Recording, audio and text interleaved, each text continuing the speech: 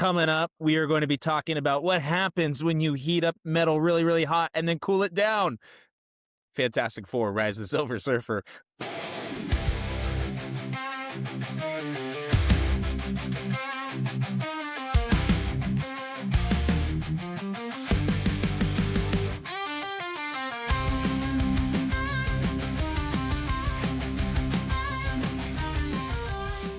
Hello, everyone, and welcome to the Sacred Rewatch. My name is Ethan Brunson, and this is where we are rewatching every project in the MCU in chronological order, leading up to the big one, Avengers Doomsday.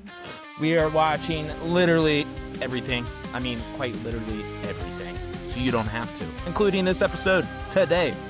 Please make sure to subscribe, hit that notification bell, and give a 5-star review on whatever podcast platform you are listening to.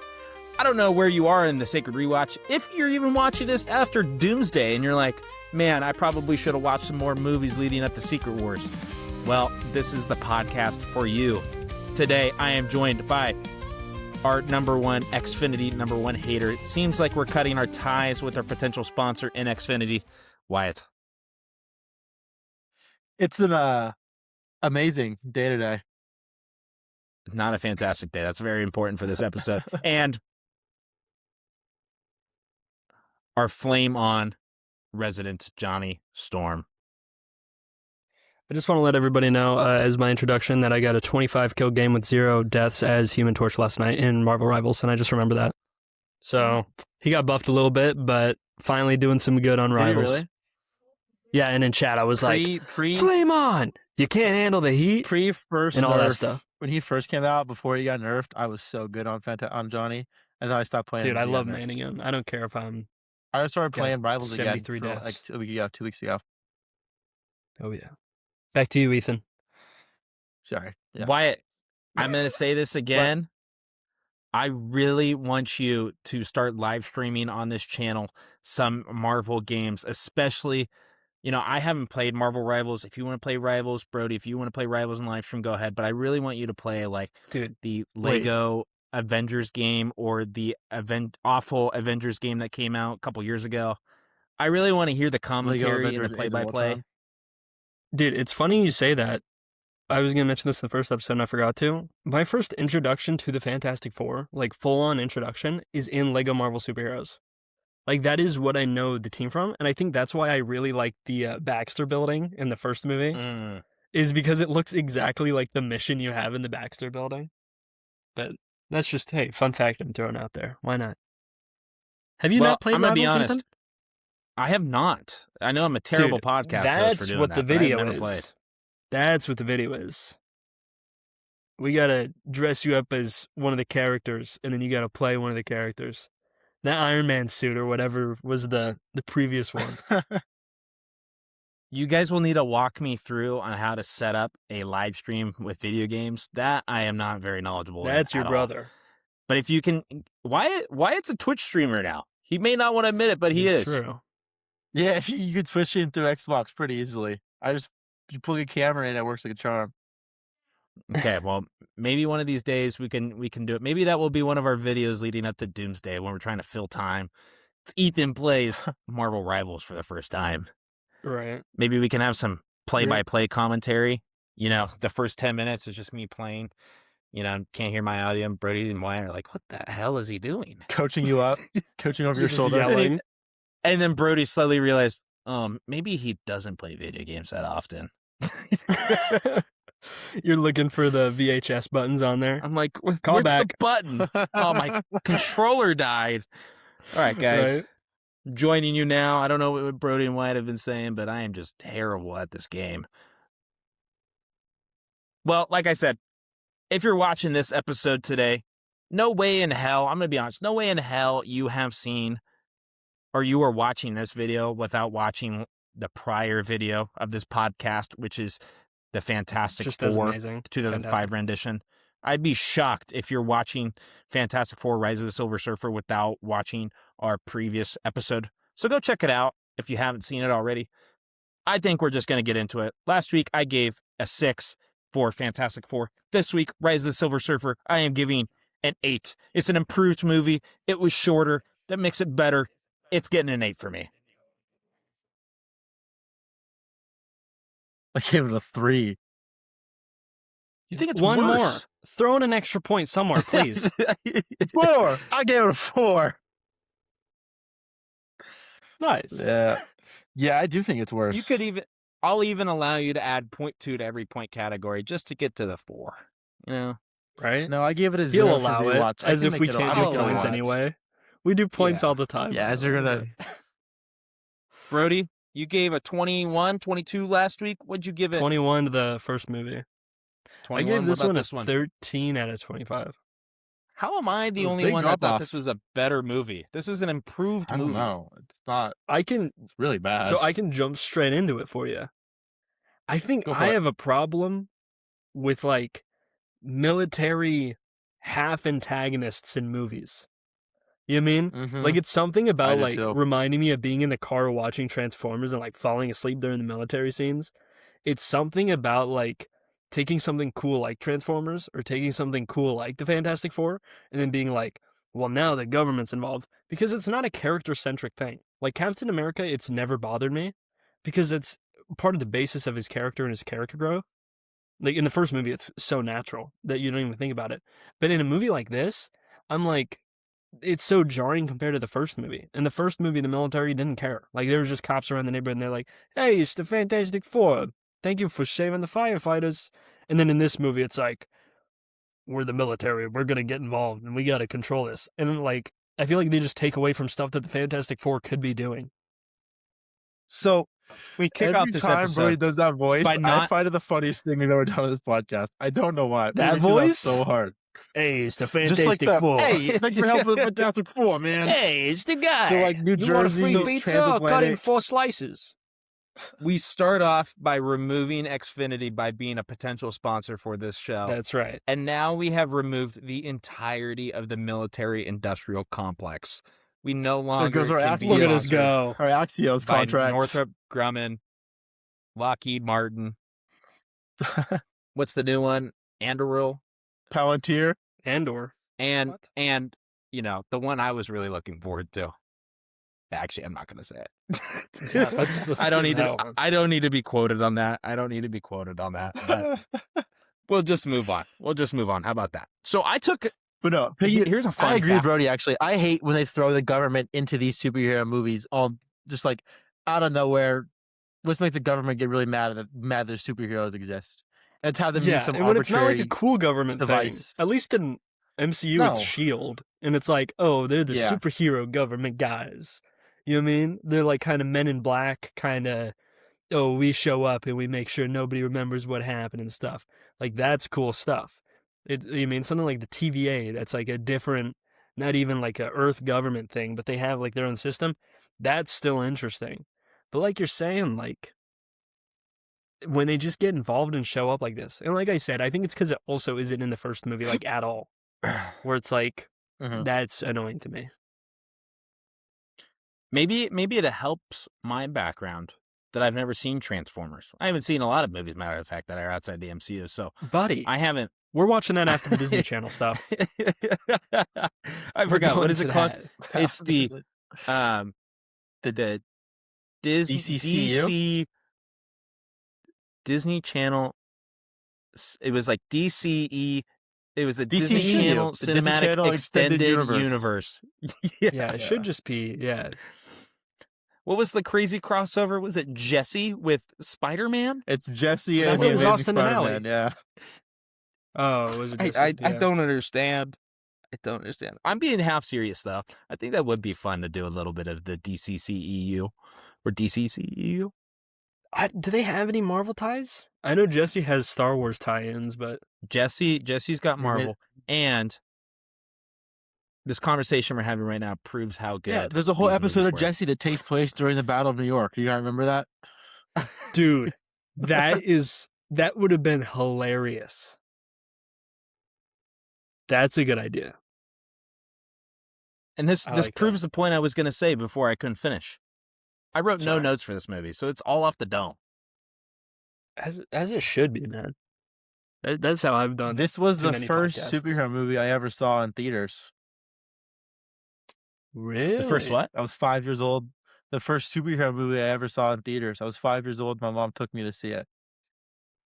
She said I really enjoyed the silver guy. Norrin Like, since I Rad. was 5. Right? So you have no nostalgia over this movie, or do you? Dude. No, this is probably my 3rd time ever seeing it. I don't remember seeing it in theaters. I was 5. I don't remember it at all. You just came But out psycho. no, and then I tried to watch it a second time 5-ish years ago, and this was before Disney Plus it came out, and Marvel tried really hard to like erase this movie from existence. Like you can never find it on any streaming site ever at all because it's not the best. So I never really seen it until it popped up on Disney Plus, and then I kind of was just like, well, eventually we were doing this podcast, so I kind of just waited. No, that was very $5 much a thing. for every I remember Fantastic Four movie that got hidden from the world. I'd have $2 or $3. I don't really understand why this movie they tried to erase because, like I was saying in last week's episode, I really did.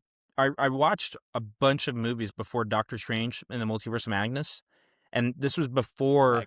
I watched this in 2022 for the first time, and this was before actually they put it on Disney Plus. It was fairly recent, and they very much did try to erase this. Like it was non-existent. I had to go and like. I want to say I found somebody to post on their own personal Vimeo account. Right. They had to put in the password F4 to watch the movie. Don't come after me, Disney. It's not my fault. I had. I'm sorry. Great. How many sponsors are we losing here, guys? Are we trying to make it? We cannot lose Disney. I'm sorry, Josh. Tomorrow, I know it's your first couple weeks in office. I'm going to censor a tough decision. I'm going to voice over and I'm going to say I had to watch the movie. That's what you're going to say. I had to watch the movie. The Bachelorette movie. Right? Well, I couldn't legally enjoy purchase the it. movie off DVD. You know what I mean? But guys, I got to say, I'm strongly second guessing on if I did see this movie as a kid because I still have no recollection of actually watching this movie. But while I was talking about that, I remember having a Silver Surfer like toy that like you could remove them off the board. And I'm going, I don't know if that was a Happy Meal toy or if that was just a random toy, but it's making me second guess if maybe I saw this movie and that's what my brother was referring to. Or maybe he just saw it and he had the toy. Lots of questions being raised here, but either way, I wouldn't remember it. Because I strongly thought that the first superhero movie I saw in theaters was Captain America, the First Avenger.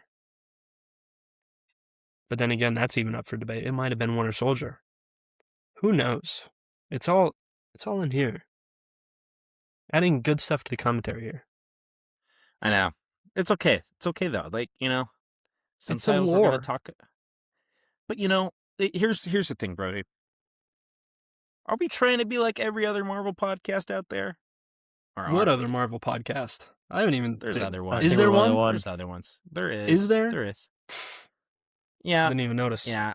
No. I'm going to give the other Marvel podcasts out there their fame and their attention that they deserve because I was inspired to start this podcast because of them.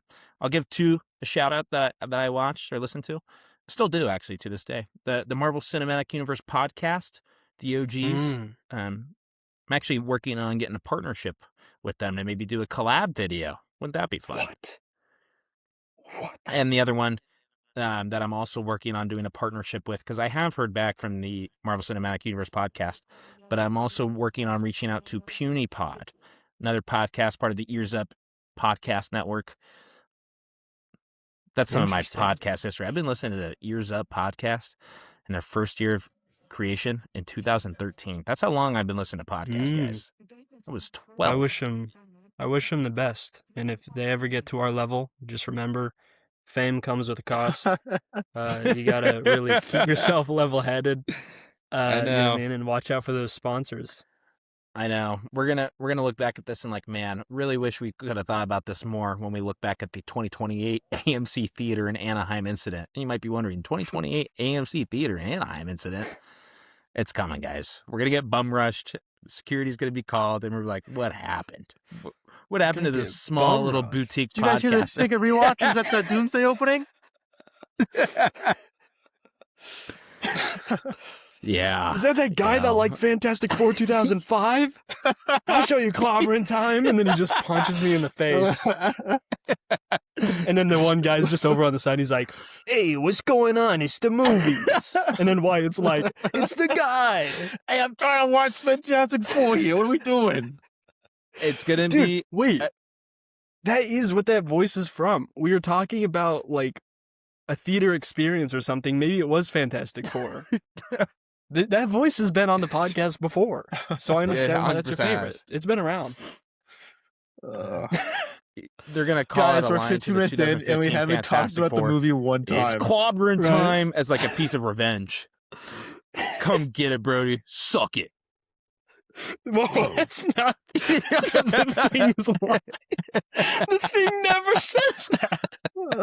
I don't remember that. I thought it said clobber charge. You might have said suck it instead. I don't remember.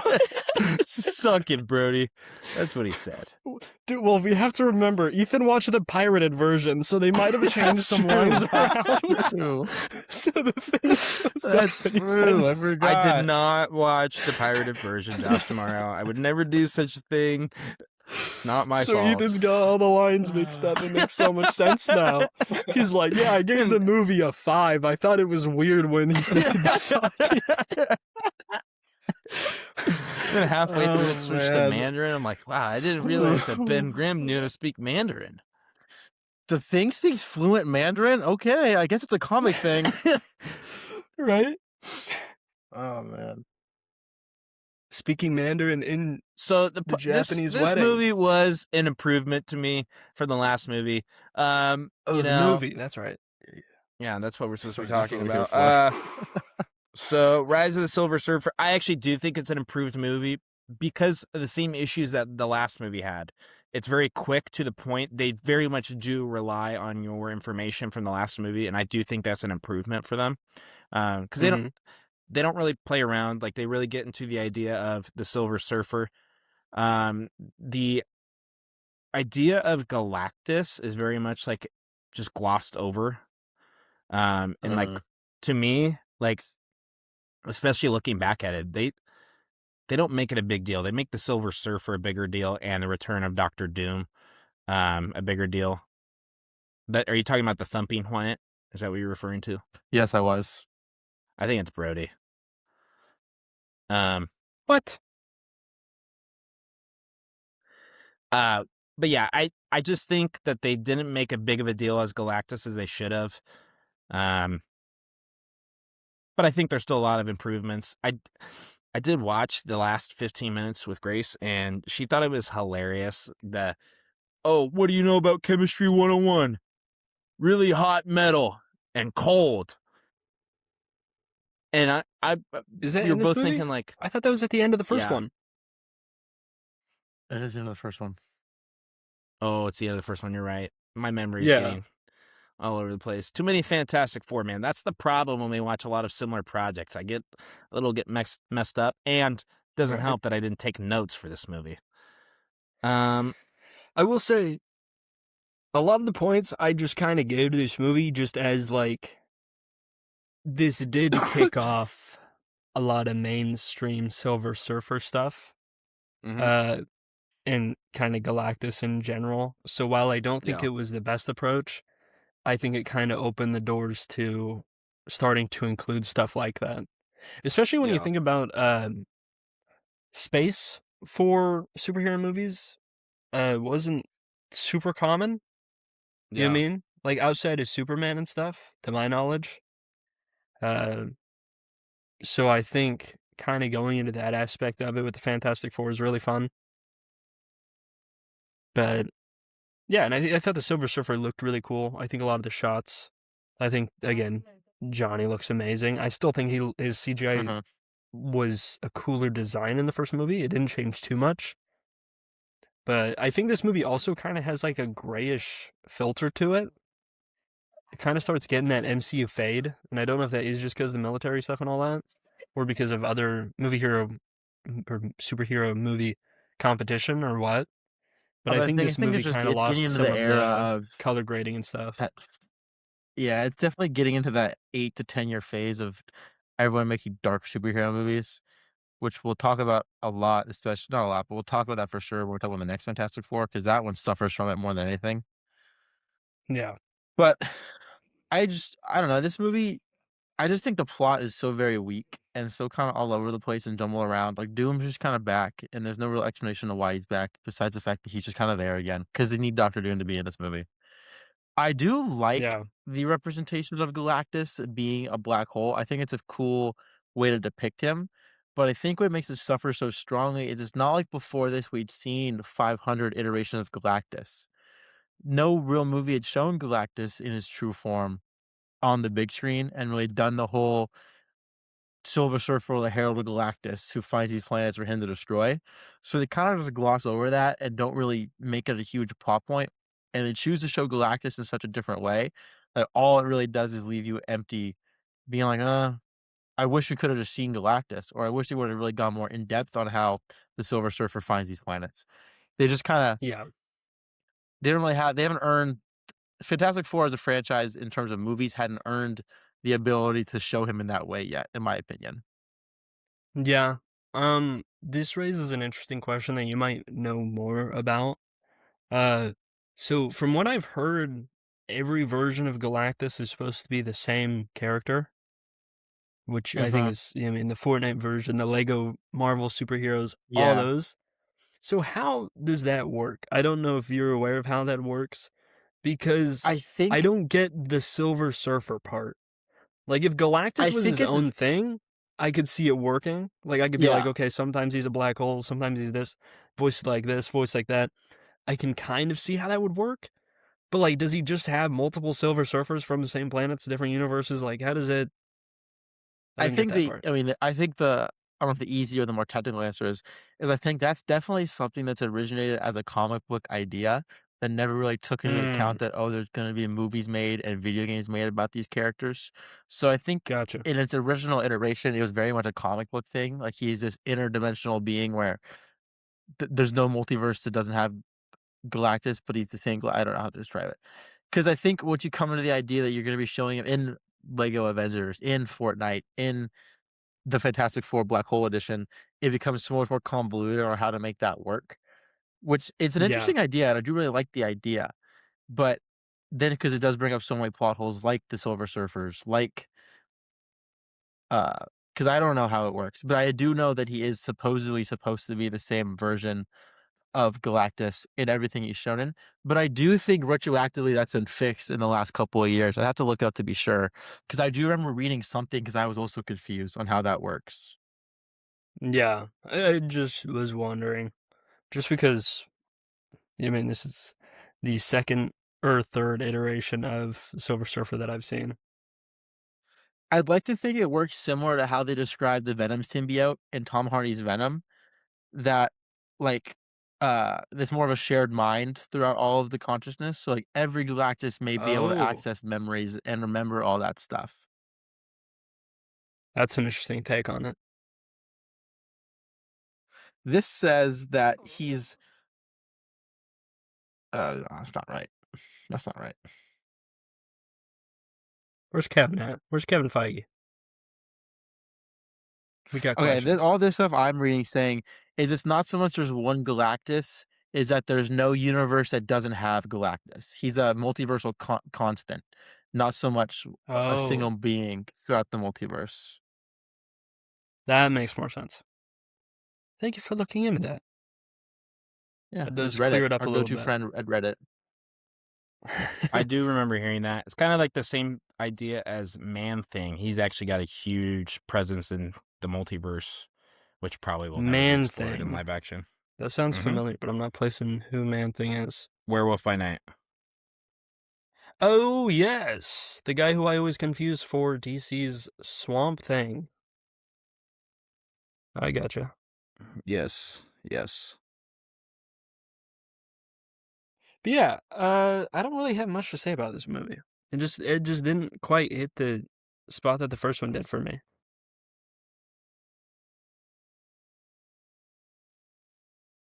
I think it's better. There's not much to it. It's very short. Like there's not much to take from it. Pretty action packed. Mm-hmm. Yeah. How'd you feel about the different settings I do find and the stuff with like Johnny's powers and all that not dumb per se, but more just useless. Like, it's not really explained very well outside of like the surfer blast that did it to him. But him kind of swapping powers with everyone is used very much as just kind of like a comedic relief at points. And then there is a fight at the end that seemingly turns him into their version of the Super Scroll. But yeah, I don't know. I just find that part like when he swaps with Ben, it's only really uses comedic relief, and they don't really give it enough explanation or reasoning behind it. Yeah. No, it felt pretty gimmicky to me. You know what I mean? In the first movie, Ben losing his powers and then getting him back felt pretty fitting for the story. I was very interested in how he's going to get his powers back and stuff. And, you know what I mean? I thought that was good for his character arc in that movie. He's choosing to be that, even though he could not be. In this movie, it ends with him using a crane. And it's like, I don't know. Like, I don't know if it was, hey, we want to show the actor's face again. You know what I mean? If that was why they were doing things like that. But I just didn't like the whole swapping powers thing. Which I think that's why I fall back into the first movie. Where it feels like a much more classic Fantastic Four adventure. This one feels like it is still fun for sure. Same cast is fun. But I think I would just rather a movie that has them. It's like the Spider-Man stuff we were talking about. I'd rather normal Spider-Man, not crazy switching powers, anything like that. Yeah.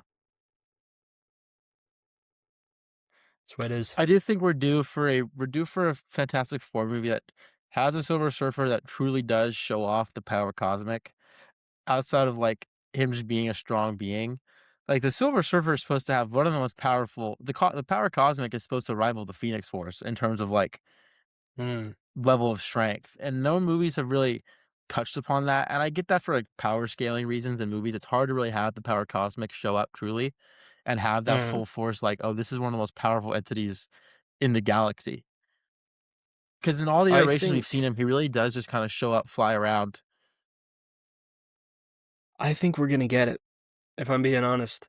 I don't know when it'll happen, but I think whenever MCU Silver Surfer comes back from whatever was happening there, I think it'll happen. Especially because, like you're saying, it's being compared to Phoenix powers with stuff that's lining up and panning out for the MCU currently. I think it makes a lot of sense for that stuff to be introduced now. I just don't know if that's going to be Doomsday or a sequel to First Steps. But I think whenever she comes back from whatever that is, hopefully we'll get into that, I think. Yeah. Because I think that is a cool aspect of the character. And I think after, I know we're not talking about First Steps, but I think after First Steps, I think we can get into that since this movie didn't and that movie didn't. Or I would like it to happen. Well, that's very fair. What was your guys' ratings on this? I gave it just an to 8. Recap. 8. Give it a 4. Why it was a 3 and then a 4. Mine was 13. Makes sense. Yeah, I mean, like I said, it's just very to the point. I think it's an improvement in that way because it is relying on the previous movie. If you were to watch it as a one-off, I think it would really struggle. You know, if you haven't seen Marvel before, I don't know. It'd be interesting to get somebody's perspective on that. And speaking of somebody's new perspective, not this following episode, but the next assignment, Blade, we will be bringing in a special guest. Wesley Snipes? So I've heard. Dude. Wow. Wyatt said this. Do you remember that's the exact thing I said to you? Isn't it crazy? Look at us with our comedic What timing. is? I think Ethan said that on our video about Friendly Neighborhood Spider-Man. And I said the same exact thing. And I said Wesley Snipes. That's funny. I remember that. I love Shut Up Blade. Only gonna ever be one Blade. I can't wait for the scene where they CGI open his eyes. Yeah, I just saw that for the first time. I'm looking forward to that. But we have a more important episode coming out. Who's the guest? Can we know who the guest is? No. Okay. The next I'll movie we're talking about, though, and ask who's gonna go on it. Is That's the crazy. Fantastic Four stick. But guess what? The next movie we're talking about has an Oscar-winning actor present in it. It does. And that one guy who's in a lot of stuff, he's a good actor too. I can't remember his name. Did Miles Teller not win an award for his role at Top Gun? No. I didn't think Or was an it he was just Oscar. incredibly attractive in that movie? That's why it did well. Probably. Wasn't he playing the piano? No, I I thought playing that Great was Balls of Fire. Was that him? Or was that John he's- Powell? Not John Powell. What's the Glenn Powell? Glenn Powell. I don't know. I haven't seen Top Gun Maverick. It's not in our rewatch. I don't get the time for that. Me neither. No, Yeah. we got to focus on the Last time I checked, we didn't DCCEU. get Tom Cruise Iron Man yet. We'll go back to this moment. We will. Dude. And that's going to do it. Oh, go for it. Sorry, I was just Sorry. going to say that would have been interesting if RDJ was Doom in these movies and then we did get Tom Cruise Iron Man. But then again, he was asking for story rights, so he would have changed the story of Iron Man 1. So that would have been bad. But anyway, outro. And I'm openly a Tom Cruise hater. But that's just me. Hey, there you go. That's going to do it for this episode of the Sacred Rewatch. We hope you enjoyed diving all over the timeline with us and canceling some potential sponsors and guest stars, including Tom Cruise. Catch us next week where we're talking about the Fantastic Four, or the Fantastic Four stick. That is the 2015 rendition of the Fantastic Four. Wherever you are in the multiverse, thanks for making the Sacred Rewatch part of your journey. Brody, per my request, can you do the last phrase but in your accent? Oh, my accent. That's just me Yes. talking. Okay. But, for all time, always. See you guys.